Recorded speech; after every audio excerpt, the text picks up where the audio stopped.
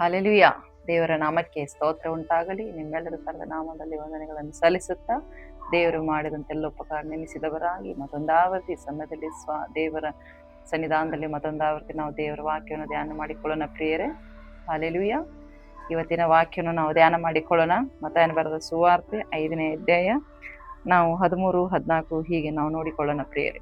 ಇವತ್ತು ವಾಕ್ಯ ಧ್ಯಾನ ನೋಡಿಕೊಳ್ಳುವಾಗ ಉಪ್ಪಿನ ಬಗ್ಗೆ ನಾವು ನೋಡಿಕೊಳ್ಳೋಣ ಪ್ರಿಯರೇ. ಉಪ್ಪು ಯಾವ ರೀತಿಯಾಗಿ ಈ ಲೋಕದಲ್ಲಿ ಉಪಯೋಗಕ್ಕೆ ಬರುತ್ತೆ, ಹಾಗೆ ಉಪ್ಪು ಇಲ್ಲದಿದ್ರೆ ಏನಾಗುತ್ತದೆ ಎಂಬುದಾಗಿ ನಾವು ನೋಡಿಕೊಳ್ಳೋಣ ಪ್ರಿಯರೇ. ಉದಾಹರಣೆಗಾಗಿ ದೇವರ ನಾಮಕ್ಕೆ ಸ್ತೋತ್ರವಾಗಲಿ.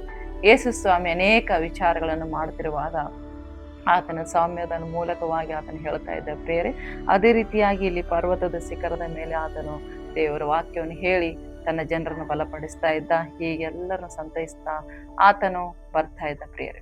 ಹಾಗೆ ಬರ್ತಾ ಬರ್ತಾ ಅಲ್ಲಿ ಒಂದು ಏನ್ ಮಾಡ್ತಾ ಇದ್ದ ಅಂದ್ರೆ, ವಾಕ್ಯದ ಮೂಲಕವಾಗಿ ದೇವರು, ನೋಡ್ರಿ, ನೀವು ಭೂಮಿಗೆ ಉಪ್ಪಾಗಿದ್ದೀರಿ. ಉಪ್ಪು ಸಪ್ಪಗಾದ್ರೆ ಅದಕ್ಕೆ ನಾತರಿಂದ ರುಚಿ ಬಂದೀತು. ಜನರು ಅದನ್ನು ಹೊರಗೆ ಹಾಕಿ ತುಳಿಯುವುದಕ್ಕೆ ಅದು ಯೋಗ್ಯವೇ ಹೊರತು ಮತ್ತಾವ ಕೆಲಸಕ್ಕೂ ಬಾರದು. ನೀವು ಲೋಕಕ್ಕೆ ಬೆಳಕಾಗಿದ್ದೀರಿ. ಗುಡ್ಡದ ಮೇಲೆ ಕಟ್ಟಿರುವ ಊರು ಮರೆಯಾಗಿರಲಾರದು. ಮತ್ತು ದೀಪವನ್ನು ಹತ್ತಿಸಿ ಕೊಳದೊಳಗೆ ಇಡುವುದಿಲ್ಲ, ದೀಪ ಸ್ತಂಭದ ಮೇಲೆ ಇಡುತ್ತಾರಷ್ಟೇ. ಆಗ ಅದು ಮನೆಯಲ್ಲಿ ಇರುವವರೆಗೆ ಬೆಳಕು ಕೊಡುವುದು. ಅದರಂತೆ ನಿಮ್ಮ ಬೆಳಕು ಜನರ ಮುಂದೆ ಪ್ರಕಾಶಿಸಲಿ. ಹೀಗಾದರೆ ಅವರು ನಿಮ್ಮ ಒಳ್ಳೆ ಕ್ರಿಯೆಗಳನ್ನು ನೋಡಿ ಪರಲೋಕದಲ್ಲಿರುವ ನಿಮ್ಮ ತಂದೆಯನ್ನು ಕೊಂಡಾಡುವರು. ಹಲ್ಲೆಲೂಯಾ. ದೇವರ ನಾಮಕ್ಕೆ ಸ್ತೋತ್ರವಾಗಲಿ ಪ್ರಿಯರೇ. ನೋಡ್ರಿ, ಇಲ್ಲಿ ವಾಕ್ಯ ಹೇಳ್ತಾ ಇದೆ, ಒಂದು ಉಪ್ಪಿನ ರುಚಿ ಯಾವ ರೀತಿಯಾಗಿರ್ತದೆ ಅದೇ ರೀತಿಯಾಗಿ ದೇವರ ಮಕ್ಕಳು ಉಪ್ಪಾಗಿರ್ಬೇಕೆಂಬುದಾಗಿ, ಬೆಳಕಾಗಿರ್ಬೇಕೆಂಬುದಾಗಿ ದೇವರು ಬಯಸ್ತಾ ಇದ್ದಾನೆ ಪ್ರೇರೆ. ಅದಕ್ಕೋಸ್ಕರ ನಾವು ಯಾವ ರೀತಿಯಾಗಿದ್ದೆ ಎಂಬುದಾಗಿ ಸ್ವಲ್ಪ ನಾವು ಯೋಚನೆ ಮಾಡಿಕೊಳ್ಳೋಣ. ದೇವರ ಸನ್ನಿಧಿಯಲ್ಲಿ ನಾವು ಉಪ್ಪಾಗಿದ್ದೇವಾ ಅಥವಾ ಯಾವುದಕ್ಕೂ ಬಾರದವರಾಗಿ ನಾವು ಜೀವಿಸ್ತಾ ಇದ್ದೇವಾ ಎಂಬುದಾಗಿ ದೇವರ ಸನ್ನಿಧಿಯಲ್ಲಿ ನಮ್ಮನ್ನು ನಾವು ನೋಡಿಕೊಳ್ಳೋಣ ಪ್ರಿಯರೇ. ವಿಶೇಷವಾಗಿ ಹಲ್ಲೆಲೂಯಾ. ದೇವರ ನಾಮಕ್ಕೆ ಸ್ತೋತ್ರವಾಗಲಿ. ನೋಡ್ರಿ, ಉಪ್ಪು ನೋಡ್ರಿ, ನಾವು ಎಲ್ಲ ಹೆಣ್ಮಕ್ಳು ಅಡಿಗೆ ಮಾಡ್ತೇವೆ.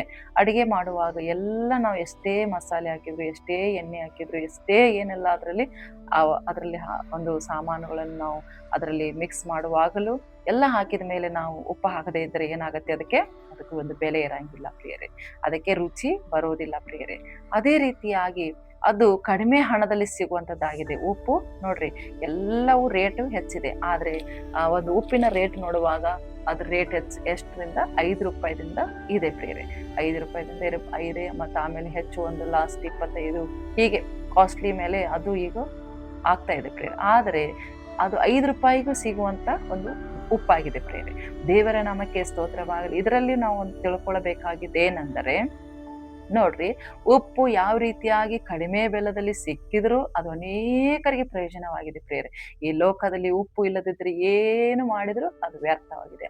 ಅದೇ ರೀತಿಯಾಗಿ ದೇವರು ನಮ್ಮ ಜೀವಿತದಲ್ಲಿ ಇರದಿದ್ದರೆ, ನಮ್ಮ ಜೀವಿತದಲ್ಲಿ ಆತನು ಇರದಿದ್ದರೆ ನಮ್ಮ ಜೀವಿತ ಒಂದು ಬರಡು ಭೂಮಿ ಆಗಿದೆ. ಹಾಗೆ ಉಪ್ಪು ಯಾವ ರೀತಿಯಾಗಿ ನಮ್ಮಲ್ಲಿ ಇರುತ್ತದಲ್ಲ, ಅದೇ ರೀತಿಯಾಗಿ ನಮ್ಮಲ್ಲಿ ಒಳ್ಳೆ ಕ್ರಿಯೆಗಳು ಇರಬೇಕು, ಒಳ್ಳೆ ಗುಣಗಳು ನಮ್ಮಲ್ಲಿ ಇರಬೇಕು ಪ್ರಿಯರೇ. ಅದೇ ರೀತಿಯಾಗಿ ಉಪ್ಪು ಯಾವ ರೀತಿಯಾಗಿ ಪ್ರಯೋಜನಕ್ಕೆ ಬರುತ್ತದೆ, ಅದೇ ರೀತಿಯಾಗಿ ನಾವು ಸಹ ಅನೇಕರಿಗೆ ಪ್ರಯೋಜನ ಆಗಬೇಕಾಗಿದೆ. ದೇವರ ನಾಮಕ್ಕೆ ಸ್ತೋತ್ರವಾಗಲಿ. ನೋಡ್ರಿ, ಉಪ್ಪು ಒಂದು ಗ್ಲಾಸಿನಲ್ಲಿ ಉಪ್ಪು, ನಾವು ಒಂದು ಗ್ಲಾಸ್ ನೀರಲ್ಲಿ ಒಂದು ಸ್ವಲ್ಪ ಉಪ್ಪು ಹಾಕಿದ್ರೆ ಏನಾಗುತ್ತೆ, ನೀರೆಲ್ಲ ಉಪ್ಪಿನ ಅಂಶ ಆಗುತ್ತೆ. ಒಂದು ಕೊಡದಲ್ಲಿ ಒಂದು ಚಮಚ ಉಪ್ಪು ಹಾಕಿದ್ರೆ ಏನಾಗುತ್ತೆ, ನೀರೆಲ್ಲ ಒಂದು ಕೊಡ ಎಲ್ಲ ನೀರು ಉಪ್ಪಾಗುತ್ತೆ ಪ್ರಿಯರೇ. ಅದೇ ರೀತಿಯಾಗಿ ದೇವರ ನಾಮಕ್ಕೆ ಸ್ತೋತ್ರವಾಗಲಿ. ನಮ್ಮಲ್ಲಿ ಒಳ್ಳೆ ಗುಣಗಳಿರಬೇಕು, ಒಳ್ಳೆ ಕ್ರಿಯೆಗಳಿರಬೇಕು, ಮತ್ತು ನಾವು ಒಳ್ಳೆ ಮಕ್ಕಳಾಗಿ ಕಾಣಿಸಲ್ಪಡಬೇಕಾಗಿದೆ. ಉಪ್ಪು ಯಾವ ರೀತಿಯಾಗಿದೆ ಅದು ಎಲ್ಲ ಕಡೆ ಒಂದು ಪ್ರಯೋಜನ ಬರ್ತದಲ್ಲ, ಅದೇ ರೀತಿಯಾಗಿ ನಾವು ಉಪ್ಪಿನ ಹಾಗೆ ನಾವು ಇರಬೇಕೆಂಬುದಾಗಿ ಯೇಸು ಸ್ವಾಮಿ ನಮ್ಮಿಂದ ಬಯಸ್ತಾ ಇದ್ದಾನೆ. ಆದ್ರೆ ನೀವುಗಳನ್ನ ಏನ್ ಮಾಡ್ತಾ ಇದ್ದೀರಿ ಎಂಬುದಾಗಿ ದೇವರ ವಾಕ್ಯದಲ್ಲಿ ನಾವು ಯಾವ ರೀತಿಯಾಗಿ ಇದ್ದೇವೆ ಎಂಬುದಾಗಿ ನಮ್ಮನ್ನು ನಾವು ಪರೀಕ್ಷೆ ಮಾಡಿಕೊಳ್ಳಬೇಕಾಗಿದೆ. ಹಲ್ಲೆಲೂಯಾ. ದೇವರ ನಾಮಕ್ಕೆ ಸ್ತೋತ್ರವಾಗಲಿ. ವಾಕ್ಯ ಹೇಳ್ತಾ ಇದೆ ನೋಡ್ರಿ ಪ್ರಿಯರೇ, ಅದು ಇನ್ನಾತರಿಂದ ರುಚಿ ಬಂದೀತು ಎಂಬುದಾಗಿ ಕ್ವಶನ್ ಮಾರ್ಕ್ಸ್ ಹಾಕ್ತಾರೆ. ಅದಕ್ಕೋಸ್ಕರ ಜನರು ಅದನ್ನ ಏನ್ ಮಾಡ್ತಾರೆ, ಇಲ್ಲಾದ್ರೆ ಹೊರಗೆ ಹಾಕಿ ತುಳಿದಕ್ಕೆ ಯೋಗ್ಯ ಹೊರತು ಮತ್ತಾವುದಕ್ಕೆ ಕೆಲಸಕ್ಕೆ ಬಾರುದಿಲ್ಲ ಎಂಬುದಾಗಿ ಹೇಳ್ತಾ ಇದೆ. ದೇವರ ನಾಮಕ್ಕೆ ಸ್ತೋತ್ರವಾಗಲಿ. ನಮ್ಮಿಂದ ಅನೇಕ ಪ್ರಯೋಜನ ಆಗದಿದ್ರೆ ಏನಾಗತ್ತೆ ಅಂದ್ರೆ, ನಾವು ಒಂದು ಈ ಲೋಕದಲ್ಲಿ ಬೇಡವಾಗಿ ಬಿಡ್ತೇವೆ. ಅದಕ್ಕೋಸ್ಕರ ನಮ್ಮಿಂದ ಏನಾದರೂ ಪ್ರಯೋಜನ ಆಗಬೇಕು, ನಾವು ಯೇಸು ಸ್ವಾಮಿ ನಂಬಿದ ಮೇಲೆ ನಮ್ಮ ಸಭೆಗಾಗಲಿ ಸೇವಕರಿಗೆ ಒಂದು ಸಹಾಯ ಮಾಡೋ ರೀತಿಯಲ್ಲಿ ಪ್ರಾರ್ಥನೆ ಮಾಡೋದರಲ್ಲಿ ಒಂದು ಎಲ್ಲದರಲ್ಲಿ ನಾವೇನು ಮಾಡಬೇಕು, ಒಂದು ನಮ್ಮಿಂದ ಒಂದು ಸಭೆಗೆ ಸೇವೆಗೆಲ್ಲ ಪ್ರೋತ್ಸಾಹ ಸಿಗಬೇಕು ಬೇರೆ. ಅದನ್ನು ಬಿಟ್ಟು ನಾವು ಒಂದು ಬೇಡವಾದ ವ್ಯರ್ಥವಾಗಿ ಒಂದು ಜೀವಿತವಾಗಿ ನಮ್ಮ ಜೀವಿತ ಇರಬಾರದು ಎಂಬುದಾಗಿ ದೇವರು ಬಯಸ್ತಾ ಇದ್ದಾನೆ. ದೇವರ ನಮಗೆ ಸ್ತೋತ್ರವಾಗಲಿ. ಅದೇ ರೀತಿಯಲ್ಲಿ ವಾಕ್ಯ ಹೇಳ್ತಾ ಇದೆ ನೋಡ್ರಿ, ಲೂಕನ ಬರೆದ ಸುವಾರ್ತೆ 14ನೇ ಅಧ್ಯಾಯ 35ನೇ ವಾಕ್ಯದಲ್ಲಿ, ನಾವು 34-35ರಲ್ಲಿ, ಉಪ್ಪಂತೂ ಒಳ್ಳೆ ಪದಾರ್ಥವೇ, ಉಪ್ಪು ಸಪ್ಪಗಾದರೆ ಅದಕ್ಕೆ ಇನ್ನಾತರಿಂದ ರುಚಿ ಬಂದೀತು. ಇಲ್ಲಿಯೂ ಅದನ್ನ ಹೇಳ್ತಾ ಇದೆ ಪ್ರಿಯರೇ. ಹಾಗೆ ಅದು ಭೂಮಿಗಾದರೂ ತಿಪ್ಪೆಗಾದರೂ ಉಪಯೋಗವಲ್ಲ, ಅದನ್ನು ಹೊರಗೆ ಬಿಸಾಡುತ್ತಾರೆ. ಕೇಳುವುದಕ್ಕೆ ಕಿವಿಗಳನ್ನು ಕೇಳಲಿ ಎಂಬುದಾಗಿ ದೇವರ ನಾಮಕ್ಕೆ ಸ್ತೋತ್ರದ ವಾಕ್ಯ ಹೇಳ್ತಾ ಇದೆ ಪ್ರಿಯರೇ. ಅದೇ ರೀತಿಯಾಗಿ ಇಲ್ಲಿ ವಾಕ್ಯ ನೋಡ್ತೇವೆ, ಅದು ಉಪ್ಪನ್ನ ಯಾಕೆ ನಾವು ದೇವರು ಯೇಸು ಸ್ವಾಮಿ ಉದಾಹರಣೆ ತೆಗೆದುಕೊಂಡು ಹೇಳಿದಂಬುದಾಗಿ ನಾವು ನೋಡ್ತೇವೆ ಪ್ರಿಯರೇ. ನಮ್ಮಲ್ಲಿರುವಂಥ ಪಾಪಗಳು, ದುರ ಆಲೋಚನೆಗಳು, ಕೆಟ್ಟ ಅಭ್ಯಾಸಗಳು, ಕೆಟ್ಟ ಪಾಪಗಳು ಬಿಡಬೇಕಾಗಿದೆ. ಕೆಟ್ಟ ಪಾಪಗಳ ಅಪರಾಧಗಳೆಲ್ಲವೂ ನಾವು ತೆಗೆದುವಾಗ ದೇವರು ನಮ್ಮನ್ನು ಶುದ್ಧೀಕರಿಸಿ ಉಪ್ಪಿನ ಹಾಗೆ ಅನೇಕರಿಗೆ ನಾವು ಪ್ರಯೋಜನಕರವಾಗಿ ಕಾಣಿಸಲ್ಪಡುತ್ತೇವೆ. ಹಲ್ಲೆಲೂಯಾ. ದೇವರ ನಾಮಕ್ಕೆ ಸ್ತೋತ್ರವಾಗಲಿ. ಹಾಗೆ ಉಪ್ಪು ಯಾವ ರೀತಿಯಾಗಿ ನೋಡ್ರಿ, ಉಪ್ಪಲ್ಲಿ ನಾವು ಒಂದು ಈ ಒಂದು ಮಾಂಸಾಹಾರಿಯನ್ನು ಉಪ್ಪಿನಲ್ಲಿ ನಾವು ಇಡುವುದಾದರೆ ಸ್ವಲ್ಪ ಹೊತ್ತು ಅದೇನಾಗುತ್ತೆ, ಕೆಡುವುದಿಲ್ಲ ಪ್ರಿಯರೇ.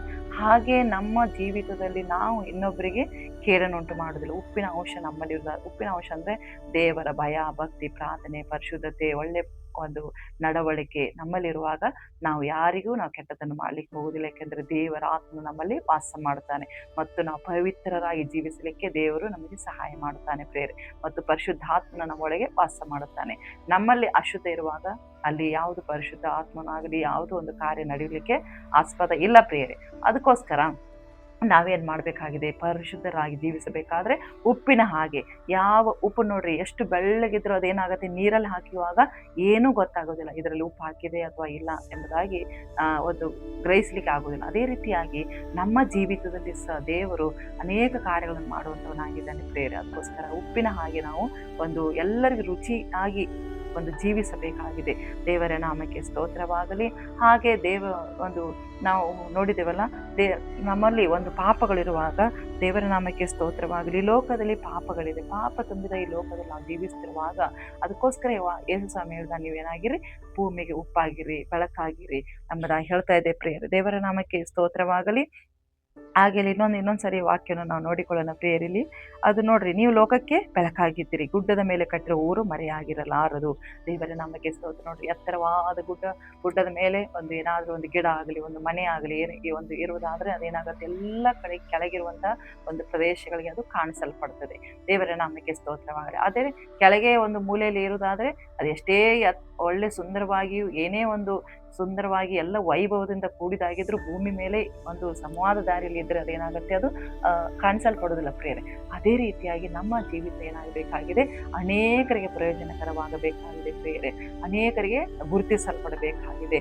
ನಮ್ಮ ಕಾರ್ಯಗಳು, ನಮ್ಮ ನಡೆಗಳು, ನುಡಿಗಳು, ಕ್ರಿಯೆಗಳು, ಮಾತುಗಳು, ಯೋಜನೆಗಳು ಒಂದು ಉಪ್ಪಿನ ಹಾಗೆ, ಒಂದು ಬೆಳಕಿನ ಹಾಗೆ ನಾವು ಅನೇಕರಿಗೆ ಒಂದು ಬೆಳಕಾಗಿ ಕಾಣಿಸಲ್ಪಡಬೇಕಾಗಿದೆ. ದೇವರ ನಾಮಕ್ಕೆ ಸ್ತೋತ್ರವಾಗಲಿ. ನೋಡ್ರಿ, ವಾಕ್ಯ ಹೇಳ್ತಾ ಇದೆ, ನೀವು ಲೋಕಕ್ಕೆ ಬೆಳಕಾಗಿದ್ದೀರಿ ಅಂತ ಹೇಳಿದ್ದಾನೆ ದೇವರು. ನೋಡ್ರಿ, ನಾವು ಲೋಕಕ್ಕೆ ಬೆಳಕಾಗಿ, ಯಾಕೆಂದ್ರೆ ಯೇಸು ಸ್ವಾಮಿ ಬೆಳಕಿನ ದೇವರಾಗಿದ್ದಾನೆ. ಆತನು ಹೇಳ್ತಾ ಇದ್ದಾನೆ, ನಾನೇ ಲೋಕಕ್ಕೆ ಬೆಳಕಾಗಿದ್ದೇನೆ. ಆತನು ಲೋಕಕ್ಕೆ ಬೆಳಕಾಗಿರುವಾಗ, ನಾವು ನಂಬಿರುವಂತ ಆತನ ಮಕ್ಕಳಾಗಿರುವಾಗ ನಾವು ಸಹ ನಾವು ಬೆಳಕಾಗಿದ್ದೇವೆ ಪ್ರಿಯರು. ಅದಕ್ಕೋಸ್ಕರ ಇಲ್ಲಿ ವಾಕ್ಯ ಹೇಳ್ತಾ ಇದೆ, ಗುಡ್ಡದ ಮೇಲೆ ಕಟ್ಟಿರುವ ಊರು ಮರೆಯಾಗಿರಲಾರದು.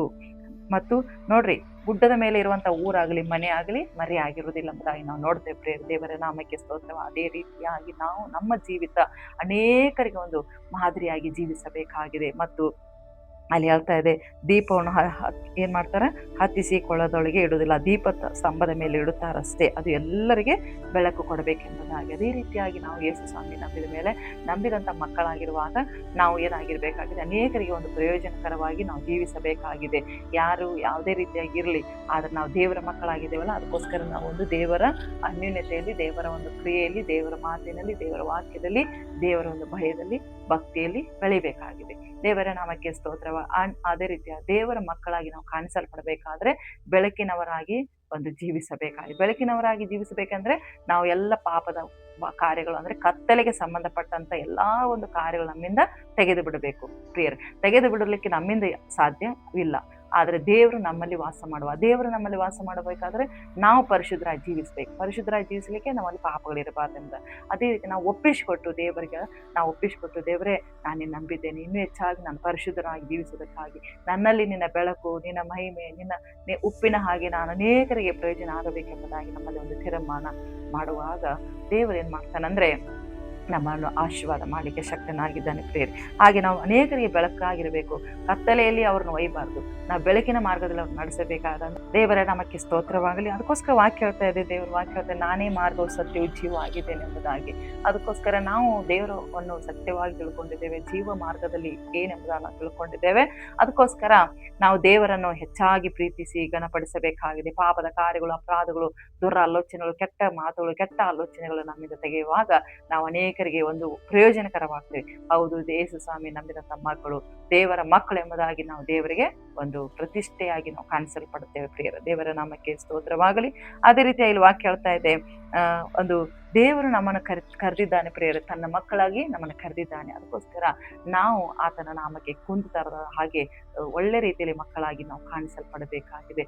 ಈ ಪಾಪ ತುಂಬಿದ ಲೋಕದಲ್ಲಿ, ಕತ್ತಲೆಯ ಲೋಕದಲ್ಲಿ ನಮ್ಮನ್ನು ಕರೆದಿದ್ದಾನೆ. ಅದಕ್ಕೋಸ್ಕರ ವಾಕ್ಯ ಹೇಳ್ತಾ ಇದೆ, ನೀವು ಬೆಳಕಿನ ಮಕ್ಕಳಾಗಿರ್ರಿ, ಕತ್ತಲೆಯು ನಿಮ್ಮಲ್ಲಿ ಸ್ವಲ್ಪವೂ ಇರಬಾರ್ದೆಂಬುದಾಗಿ ನಾವು ನೋಡ್ತೇವೆ.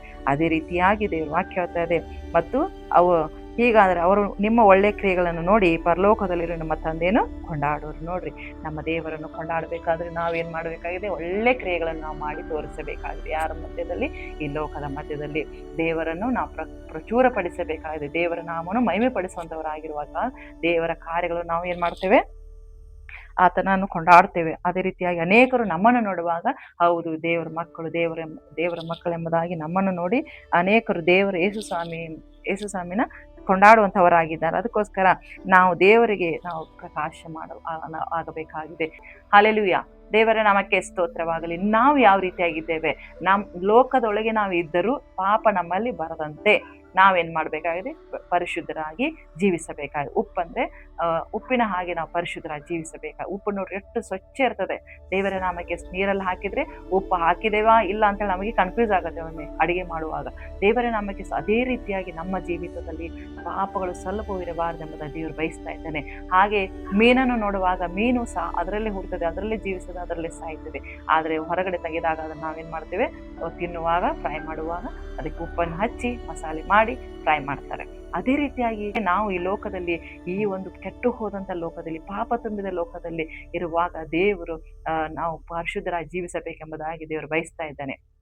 ಅದಕ್ಕೋಸ್ಕರ ನಾವು ಎಚ್ಚರವಾಗಿರಬೇಕಾಗಿದೆ. ದೇವರು ಬರಣ ಹತ್ತಿರವಾಗ್ತಾ ಇದೆ. ದೇವರ ಆಲೋಚನೆಗಳಿಗೆ ನಾವು ಕಿವಿ ಉಳ್ಳವನು ಕೇಳಲಿ ಎಂಬುದಾಗಿ ಸಹ ನಾವು ಲೋಕನ ಬರೆದ ಸುವಾರ್ತೆಯಲ್ಲಿ ನಾವು ನೋಡಿದ್ದೇವೆ ಪ್ರಿಯರೇ. ನೋಡ್ರಿ, ಕೇಳುವುದಕ್ಕೆ ಕಿವಿ ಉಳ್ಳವನು ಕೇಳಲಿ ಎಂಬುದಾಗಿ ಲೋಕನ ಬರೆದ ಸುವಾರ್ತೆ 14ನೇ ಅಧ್ಯಾಯ 34-35 ನಾವು ನೋಡಿದ್ದೇವೆ. ಉಪ್ಪು ಅದು ನೋಡ್ರಿ, ಸಪ್ಪಗಾದ್ರೆ ಏನ್ ಮಾಡ್ತೇವೆ ನಾವು? ಅಡಿಗೆ ಏನಾದ್ರೂ ಸ್ವಲ್ಪ ಸಪ್ಪೆಗಾದ್ರೆ ಯಾರು ತಿನ್ನಕ್ಕೆ ಇಷ್ಟಪಡಲ್ಲ ಪ್ರಿಯರೇ. ಅದೇ ರೀತಿಯಾಗಿ ನಮ್ಮಿಂದ ಇನ್ನೊಬ್ಬರಿಗೆ ಪ್ರಯೋಜನ ಆಗಬೇಕೆಂಬುದಾಗಿ ದೇವರು ಬಯಸ್ತಾ ಇದ್ದಾನೆ. ಅದೇ ರೀತಿಯಾಗಿ ನಾವು ಕಿವಿಯುಳ್ಳವರಾಗಿ ಇರಬೇಕಾಗಿದೆ. ಈ ದಿನಗಳಲ್ಲಿ ಒಂದು ಚುರುಕುಳ್ಳವರಾಗಿ, ಒಂದು ಮಾತನಾಡೋದ್ರಲ್ಲಿ ನಿಧಾನವಾಗಿ, ಕಿವಿಗೊಡೋದ್ರಲ್ಲಿ ತೀವ್ರವಾಗಿ ಎಂಬುದಾಗಿ ದೇವರ ವಾಕ್ಯದಲ್ಲಿ ನಾವು ನೋಡ್ತೇವೆ. ಅದಕ್ಕೋಸ್ಕರ ನಾವು ದೇವರ ವಾಕ್ಯಕ್ಕೆ ವಿಧೇಯರಾಗಬೇಕಾಗಿದೆ. ಹಾಗೆ ಬೆಳಕಾಗಬೇಕಾಗಿದೆ, ಉಪ್ಪಿನ ಹಾಗೆ ಜೀವಿಸಬೇಕಾಗಿದೆ, ಬೆಳಕಿನವರಾಗಿ ಜೀವಿಸಬೇಕಾಗಿದೆ. ಯಾಕೆಂದರೆ ನನ್ನ ದೇವರು ಬೆಳಕಿನ ದೇವರಾಗಿದ್ದಾನೆ. ಹಲ್ಲೆಲೂಯಾ. ದೇವರ ನಾಮಕ್ಕೆ ಸ್ತೋತ್ರವಾಗಲಿ. ಈ ವಾಕ್ಯಗಳನ್ನು ದೇವರ ಆಶೀರ್ವಾದ ಮಾಡಲಿ. ಈ ಸಮಯದಲ್ಲಿ ನಿಮ್ಮೆಲ್ಲರೂ ಕರ್ತನ ನಾಮದಲ್ಲಿ ವಂದನೆಗಳನ್ನು ಸಲ್ಲಿಸುತ್ತಾ ಹಾಗೆ ನಾವು ಒಂದು ಚಿಕ್ಕ ಪ್ರಾರ್ಥನೆಯನ್ನು ಮಾಡಿಕೊಳ್ಳೋಣ. ತಂದೆಯ ದೇವರೇ ಸ್ತೋತ್ರ, ಪರಿಶುದ್ಧಾತ್ಮನೇ ನಿಮಗೆ ಸ್ತೋತ್ರ. ಹೌದು ಕರ್ತನೆ, ನಮ್ಮನ್ನು ಕರೆದಂತ ದೇವರು ನೀನು, ಬೆಳಕಿನ ದೇವರು ಕರ್ತನೆ, ಉಪ್ಪಿನ ಹಾಗೆ ದೇವರೇ ಅಪ್ಪ ಸ್ವಾಮಿ. ಹೌದು ಕರ್ತನೆ, ಉಪ್ಪಿನ ಹಾಗೆ ಇರ್ರಿ ಎಂಬುದಾಗಿ ಹೇಳಿದ ಪ್ರಕಾರ ದೇವರೇ, ಆ ಉಪ್ಪು ಇಲ್ಲದಿದ್ದರೆ, ರುಚಿ ಇಲ್ಲದಿದ್ದರೆ ಅದು ಇನ್ನಾತರಿಂದ ರುಚಿ ಬಂದಿತ್ತು ಎಂಬುದಾಗಿ ನಾವು ವಾಕ್ಯ ಎಲ್ಲ ನೋಡಿದ್ದೇವೆ, ವಾಕ್ಯ ಧ್ಯಾನ ಮಾಡಿದ್ದೇವೆ ಸ್ವಾಮಿ. ಹೌದು ಕರ್ತನೆ, ಕಿವಿಗಳನ್ನು ಕೇಳಲಿ ಎಂಬುದಾಗಿ ಹೇಳಿದ ಪ್ರಕಾರ ನನ್ನ ದೇವರೇ ಯೇಸುವಿನ ನಾಮದಲ್ಲಿ ಕರ್ತನೆ, ಅನೇಕ ದಿನಗಳಲ್ಲಿ ಕಿವಿಗಳು ತೆರೆಯಲ್ಪಡಲಿ, ಕಣ್ಣುಗಳು ತೆರೆಯಲ್ಪಡಲಿ, ಮನಸ್ಸುಗಳು ತೆರೆಯಲ್ಪಡಲಿ ಸ್ವಾಮಿ. ಯೇಸುವಿನ ನಾಮದಲ್ಲಿ ಕರ್ತನೆ, ಒಳ್ಳೆ ಒಳ್ಳೆ ಗುಡಾರ್ಥಗಳನ್ನು ತಿಳಿಯಪಡಿಸಿ ನನ್ನ ದೇವರೇ ಸ್ತೋತ್ರ. ಹಾಗೆ ದೇವರೇ, ಪಾಪ ತುಂಬಿದ ಲೋಕದಲ್ಲಿರುವಾಗ ಪಾಪಗಳು ನಮ್ಮಲ್ಲಿ ಆಳ್ವಿಕೆ ಮಾಡದಂತೆ ಪರಿಶುದ್ಧರಾಗಿ ಜೀವಿಸಲಿಕ್ಕೆ ನೀನು ಇನ್ನೆಲ್ಲರಿಗೂ ಕೃಪೆ ಮಾಡು ಸ್ವಾಮಿ. ವಿಶೇಷವಾಗಿ ಒಂದು ಕರ್ತನೆ ಚಾನಲ್ ನೋಡುವಂತ ಕೇಳುವಂತ ಎಲ್ಲ ಮಕ್ಕಳಿಗೆ ಆಶೀರ್ವಾದ ಉಂಟಾಗಲಿ, ಅವ್ರ ಕುಟುಂಬಗಳಿಗೆ ಆಶೀರ್ವಾದ, ಅವ್ರ ಜೀವಿತಗಳಿಗೆ ಆಶೀರ್ವಾದ ಆಗಲಿ. ಅವರು ಕರ್ತನೆ ಅಪ್ಪ ಸ್ವಾಮಿ ಬಿಡಬೇಕಾದದನ್ನು ಬಿಟ್ಟು ಪರಿಶುದ್ಧರಾಗಿ ಇನ್ನೂ ಹೆಚ್ಚಾಗಿ ಜೀವಿಸುವಂತೆ ಸಹಾಯ ಮಾಡಿ. ನಿನ್ನ ವಾಕ್ಯಕ್ಕೆ ವಿಧೇಯರಾಗಲಿ, ನಿನ್ನ ಮಾತುಗಳಿಗೆ ವಿಧೇಯರಾಗಲಿ ಬೇಡಿಕೊಳ್ಳುತ್ತಾ ಈ ಒಂದು ಪ್ರಾರ್ಥನೆ ಕರ್ತನೆ ನಿನ್ಗಳು ಒಪ್ಪಿಸಿಕೊಡುತ್ತೇವೆ. ತಗ್ಗಿಸಿಕೊಡುತ್ತಾ, ನನ್ನನ್ನು ತಗ್ಗಿಸಿಕೊಡುತ್ತಾ ಪ್ರಾರ್ಥನೆ ಕೇಳಿದಕ್ಕಾಗಿ ಸ್ತೋತ್ರ. ಯೇಸು ನಾಮದಲ್ಲಿ ಪ್ರಾರ್ಥಿಸಿದ್ದೇನೆ ತಂದೆ, ಆಮೇಲೆ ಪ್ರೈಸ್ ಲಾರ್ಡ್, ಎಲ್ಲರಿಗೂ ಪ್ರೈಸ್ ಲಾರ್ಡ್. ದೇವರು ಈ ವಾಕ್ಯನ ಆಶೀರ್ವಾದ ಮಾಡಲಿ. ಈ ಸಮಯದಲ್ಲಿ ನೀವೆಲ್ಲರೂ ನಮ್ಮ ಒಂದು ಯೂಟ್ಯೂಬ್ ಚಾನಲ್ ನೋಡ್ತಾ ಇದ್ದೀರಿ, ನಮಗೆ ಸಪೋರ್ಟ್ ಆಗಿ ನಿಲ್ತಾ ಇದ್ದೀರಿ, ಅದಕ್ಕಾಗಿ ದೇವರಿಗೆ ಸ್ತೋತ್ರ ಸಲ್ಲಿಸ್ತೇನೆ. ಸಬ್ಸ್ಕ್ರೈಬ್ ಮಾಡಬೇಕೆಂಬುದಾಗಿ ನಿಮ್ಮಲ್ಲಿ ಇನ್ನೊಂದು ಆವರ್ತಿ ಕೇಳಿಕೊಳ್ಳುತ್ತೇನೆ. ಯಾಕೆಂದರೆ ಇದು ದೇವರ ಸೇವೆ ಆಗಿದೆ ಪ್ರೇರೆ. ನಮಗೆ ನೀವು ಎಷ್ಟು ನಮಗೆ ನೀವು ಪ್ರೋತ್ಸಾಹ ಕೊಡ್ತೀರಾ ಅಷ್ಟು ನಾನು ವಾಕ್ಯ ಹೇಳೋದಕ್ಕೆ ದೇವರು ನಮಗೆ ಆಲೋಚನೆ ಕೊಡುವಂತವನಾಗಿದೆ. ನನ್ನ ಬುದ್ಧಿಯಿಂದ ಹೇಳ್ತಾ ಇಲ್ಲ ಪ್ರೇರೆ. ನಾನು ನಿನ್ನೆ ಮೊನ್ನೆಯ ದಿನ ನನ್ನ ಸಾಕ್ಷಿ ನೀವು ಅನೇಕರಿಗೆ ಕೇಳಿರ್ಬೋದು, ಅನೇಕರಿಗೆ ನಿಮಗೆ ಒಂದು ಪ್ರಯೋಜನ ಆಗಿದೆ ಎಂಬುದನ್ನು ನೆನೆಸ್ತೇನೆ. ಇದು ದೇವರ ಚಿತ್ತಾನುಸಾರ ನಾವು ಮಾಡ್ತಾ ಇದ್ದೇವೆ. ನಿಮ್ಮೆಲ್ಲರ ಪ್ರಾರ್ಥನೆ ಅವಶ್ಯವಾಗಿದೆ. ಹಾಗೆ ಇನ್ನು ಸಪೋರ್ಟ್ ಮಾಡ್ರಿ, ಸಬ್ಸ್ಕ್ರೈಬ್ ಮಾಡ್ರಿ, ಲೈಕ್ ಮಾಡ್ರಿ. ದೇವರು ನಿಮ್ಮನ್ನು ಆಶೀರ್ವಾದ ಮಾಡಲಿ. ಆಮೇಲೆ